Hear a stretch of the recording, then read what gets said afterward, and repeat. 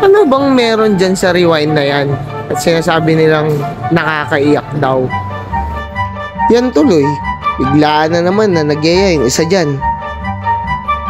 Maganda daw ang movie na to para sa mag-asawa.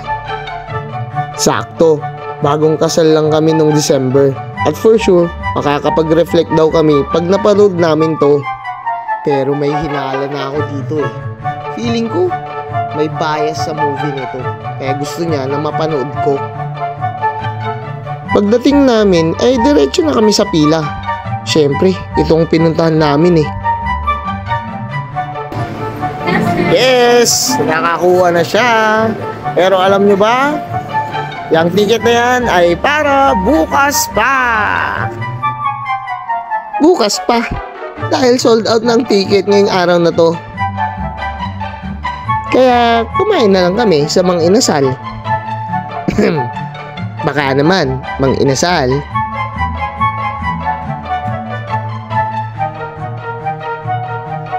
Parang bumiyahe lang kami from Rosario to Calasiao para kumain dito. Anyway, babalik kami bukas para sa rewind na yan. At yun na nga, biyahe na naman tayo para panoorin yung nakaka-intrigang rewind na yan. Hindi rin talaga ako mahilig sa mga Filipino movies. Pero dito lang ako nakikurious bakit nila sinasabing maganda tong movie na to. Naka-mindset na rin ako na hindi ako iiyak. At tatawanan ko lang si Karen na hahagulgol kasi iyakin siya. Nga, Intan, ready kan? And this is it, pansit. Excited din talaga si bakit ko niya. Kitaan nyo. Kaslawang kadwana. Sa'yo yung ticket mo, ngay. Ticket. Hoy, tignan nyo naman mga kaibigan. Ang linya papuntang movie world. Taratatat. Blockbuster. Wala kayo. And syempre, kailangan nating bumili ng mangunguya. Hindi pa pala kami nag-lunch kaya sulitin na.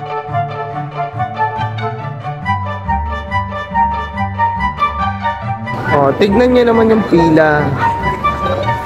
Dito siya. Hanggang dun pa. Pila pa lang yan ng may ticket mismo. Iba pa yung nakapila dun. Ayan na, palabas na sila. And of course, let's wait for our turn. Pila-pila lang habang okay pa ang aura.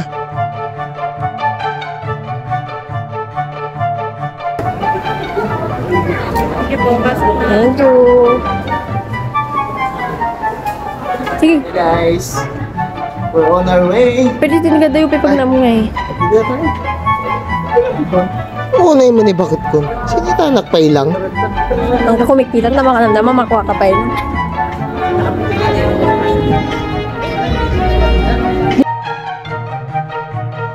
At syempre, para ultimate ang movie experience, dito tayo sa pinakamagandang pwesto. Yan!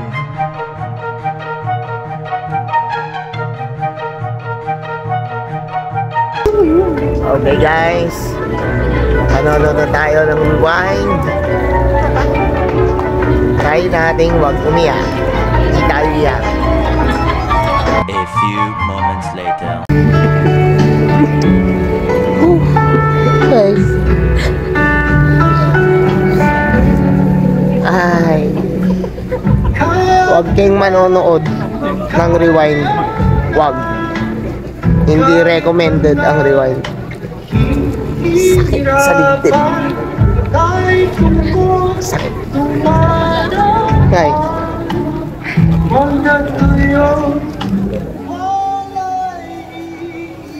Ewan ko ba? Ba't parang ako pa yung mas umiyak kesa sa kanya? Siguro dahil sobrang nakarelate lang ako sa karakter ni Ding Dong Dantes. Paglabas namin, mas kumapal pa ang pila ng mga tao. Naku, ang daming magsisisi dito.